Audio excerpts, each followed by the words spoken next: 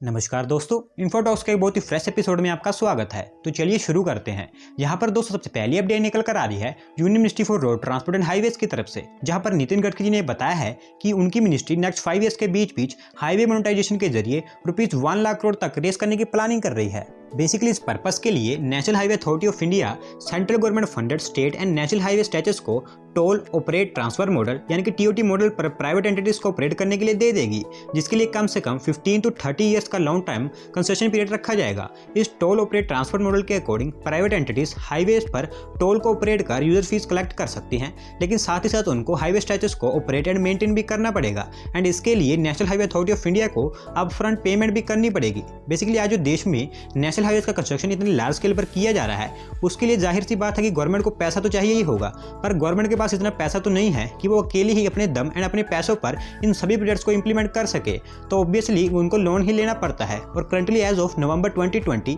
National highway authority of India पर 2.72 लाख करोड़ तक का लोन है और इसीलिए union road transport and highways ministry in national highway stretches को मोनेटाइज कर रही है ताकि उनको यहाँ से पैसा रिसीव हो और फिर वो NHAI का लोन रीपे कर सकें और ज़्यादा से ज़्यादा हाईवे प्रोजेक्ट्स पर काम स्टार्ट कर पाएं। बेसिकली इससे पहले भी national highway authority of India ने TOT मॉडल पर 2 हाईवेज को मोनेटाइज किया था, जिससे उनको 1247 kilometre of national highways monetise करने से 14,692 करोड़ रुपए रिसीव हुए थे।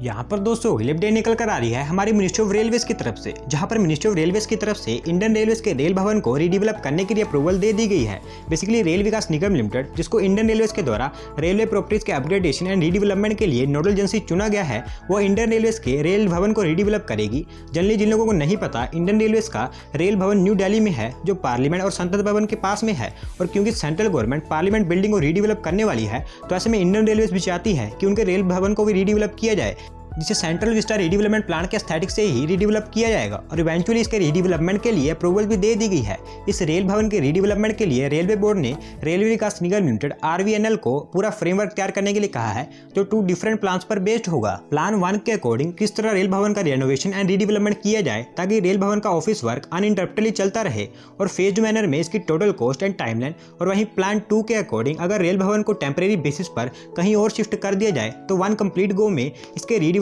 की timeline and cost. Similarly Indian railways इस रेल भवन को कहीं और भी शिफ्ट करने की प्लानिंग में भी है। दोस्तों आने वाले समय में देखते हैं कि किस तरह इंडियन रेलवेज के रेल भवन को रीडेवलप किया जाएगा। यहाँ पर दोस्तों अगली अपडेट निकल कर आ रही है चाइनीज इलेक्ट्रॉनिक्स मैन्युफैक्चरर Xiaomi की तरफ से, जहाँ पर उन्होंने अनाउंस किया है कि वो इंडिया में उनकी प्रेजेंस को और इंक्रीज करने के लिए 100 करोड़ रुपीस इन्वेस्ट करने वाले हैं। Basically Indian smartphone market world second largest smartphone market है और कोई भी कंपनी इतने बड़े मार्केट में अपनी प्रेजेंस को ज़्यादा से ज़्यादा इंक्रीज करना चाहेगी। और वैसे भी Xiaomi तो इंडियन स्मार्टफोन मार्केट में कंटिन्यूसली टॉप परफॉर्मर रहा है और करंटली इनके इंडिया में total 15,000 retail stores and touch points हैं, जिसमें 12,000 टच पॉइंट्स हैं और बाकी 3,000 एक्सक्लूसिव मी स्टोर्स हैं। लेकिन Xiaomi उनके ग्रो विद मी इनिशिएटिव के अंतर्गत उनके रिटेल स्टोर्स को ग्रो करके ऑलमोस्ट डबल करना चाहता है, जिस कारण उनका प्लान है कि वो इंडियन ऑफलाइन मार्केट में उनके टच पॉइंट एंड स्टोर्स को 15,000 से इंक्रीज कर दे 30,000 तक कर देंगे। इसमें टच पॉइंट्स को 12,000 से इंक्रीज करके 24,000 कर दिया जाएगा और वहीं 3,000 से एक्सक्लूसिव मी स्टोर्स को इंक्रीज करके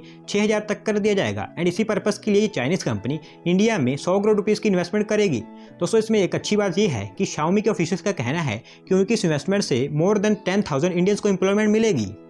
यहाँ पर दोस्तों अगली अपडेट निकल कर आ रही है हैदराबाद तेलंगाना से, जहाँ पर Hyderabad metropolitan water supply and sewerage board की तरफ से हैदराबाद के पास सोनकीशाला में एक intake well and pumping station construct करने के लिए बिड्स इनवाइट कर दी गई है। बेसिकली अगर आप मेरी वीडियोस रेगुलरली देखते हो तो आपको पता होगा कि मैंने कुछ समय पहले आपको बताया था कि हैदराबाद सिटी में वाटर प्रॉब्लम को कम करने और full year water supply provide करने के लिए तेलंगाना गवर्नमेंट की तरफ से 1,450 करोड़ का एक वाटर ड्रा प्रोजेक्ट अप्रूव कर दिया गया था, जिसके अकॉर्डिंग हैदराबाद सिटी के लिए नागार्जुन रिजर्वियर के पास सिचुएटेड सोनकीशाला बैराज से वाटर ड्रू किया जाएगा, क्योंकि करंटली कृष्णा रिवर के थ्रू नागार्जुन सागर प्रोजेक्ट के अंतर्गत AMPR इरिगेशन कैनाल से पानी ड्रा किया जाता है। इस कारण Hyderabad metropolitan water supply and sewerage board को काफी मेहनत के साथ साथ काफी खर्च करके और पंपिंग स्टेशन कंस्ट्रक्ट करने पड़ते हैं। लेकिन अगर सोनकीशाला बैराज से वाटर ड्रान किया जाएगा तो easily full year Hyderabad city की वाटर नीड्स को पूरा किया जाएगा, फिर चाहे वो विंटर हो चाहे वो समर हो। और उसी के अंतर्गत सोनकीशाला बैराज के पास एक intake well and pumping station construct करने के लिए ये बिड्स इनवाइट कर दी गई हैं और पंपिंग स्टेशन के साथ साथ ये bids electromechanical equipments, substation and transmission mains to Kodanapur water treatment plant के लिए भी इनवाइट की गई हैं। यहाँ पर दोस्तों अगली अपडेट निकल कर आ रही है India's largest and first power sector infrastructure investment trust IndiGrid की तरफ से, जहाँ पर उन्होंने हमारी नॉर्थ ईस्ट स्टेट में ऑपरेट हो रही north east region NER2 transmission limited को फुली एक्वायर कर लिया है। बेसिकली NER2 ट्रांसमिशन लिमिटेड एक inter state transmission scheme network का पार्ट है, जिसको 35 ईयर्स के कॉन्ट्रेक्चुअल पीरियड के साथ build own operate and maintain model पर कंस्ट्रक्ट किया गया है। और इस प्रोजेक्ट में टोटल 11 एलिमेंट्स, 1260 MVA कैपेसिटी के 2 सबस्टेशंस एंड 830 सर्किट किलोमीटर की 4 ट्रांसमिशन लाइन शामिल हैं। और इस प्रोजेक्ट को मेनली हमारी नॉर्थ ईस्ट स्टेट के टफेस्ट रीजन में पावर डिलीवरी के लिए स्टार्ट किया गया था, जो हमारी 3 north east states Tripura, Assam and Arunachal Pradesh में फैला है। और क्योंकि IndiGrid India's largest inter state power transmission owing and acquiring company है, जिस कारण उन्होंने NER2 ट्रांसमिशन लिमिटेड के 100% शेयर्स को एक्वायर कर लिया है। करंटली इस प्रोजेक्ट को स्टेरलाइट टेक्नोलॉजी लिमिटेड के द्वारा ऑपरेट किया जा रहा था, जिसे अब 4695 करोड़ की लागत से इंडीग्रिड ने एक्वायर कर लिया है। यहाँ पर दोस्तों अगली अपडेट निकल कर आ रही है यूनियन फाइनेंस मिनिस्ट्री की तरफ से, जहाँ पर देश में इंफ्रास्ट्रक्चर प्रोजेक्ट्स की फंडिंग सपोर्ट प्रोवाइड करने के लिए पार्लियामेंट की तरफ से एक dedicated finance institution related bill को पास कर दिया गया है। दोस्तों इस बिल का नाम national bank for financing infrastructure and development bill 2021 था, जिसको राज्यसभा के द्वारा पास किया गया है। और इस बिल के अकॉर्डिंग इंफ्रास्ट्रक्चर प्रोजेक्ट्स की फंडिंग के लिए जो बैंक होगा उसका नाम national bank for financing infrastructure and development bank होगा। बेसिकली एज यू नो कि जो इंफ्रास्ट्रक्चर प्रोजेक्ट्स होते हैं वो काफ़ी लॉन्ग टर्म होते हैं और इनकी अमाउंट भी काफ़ी ज़्यादा होती है, जिसे हमारे जो कमर्शियल बैंक्स हैं वो फंड नहीं कर पाते हैं, क्योंकि वो इतने लॉन्ग टर्म लोन्स प्रोवाइड नहीं करते हैं। और क्योंकि बिना लोन्स के गवर्नमेंट इन प्रोजेक्ट्स को इंप्लीमेंट भी नहीं कर सकती है, तो ऐसे में गवर्नमेंट को लॉन्ग टर्म लोन्स लेने ही होंगे और ना ही कोई प्राइवेट इन्वेस्टर और foreign investor Indian infrastructure projects में इन्वेस्ट कर रहा है। तो ऐसे में सेंट्रल गवर्नमेंट सभी इंफ्रास्ट्रक्चर प्रोजेक्ट्स को फंडिंग सपोर्ट प्रोवाइड करने के लिए इस डेडिकेटेड इंफ्रास्ट्रक्चर फाइनेंसिंग बैंक को सेटअप करेगी और इसे अब ऑलमोस्ट हर तरह की अप्रूवल मिल चुकी है। And already union finance ministry की तरफ से इस डेडिकेटेड फाइनेंसिंग बैंक को सेटअप करने के लिए यूनियन बजट 2021-22 में 20,000 करोड़ रुपए भी एलोकेट कर दिए गए हैं। इनिशियली इस डेडिकेटेड डेवलपमेंट फाइनेंस इंस्टीट्यूशन को 100% गवर्नमेंट ओनरशिप के साथ सेटअप किया जाएगा और फिर धीरे धीरे इसे प्राइवेटाइज किया जाएगा। अकॉर्डिंग टू गवर्नमेंट ये dedicated development finance institution next few years में 3 ट्रिलियन रुपीस तक रेस कर लेगा, जिसकी मदद से गवर्नमेंट उनके नेशनल इंफ्रास्ट्रक्चर पाइपलाइन प्रोजेक्ट को इजीली फंड कर पाएगी।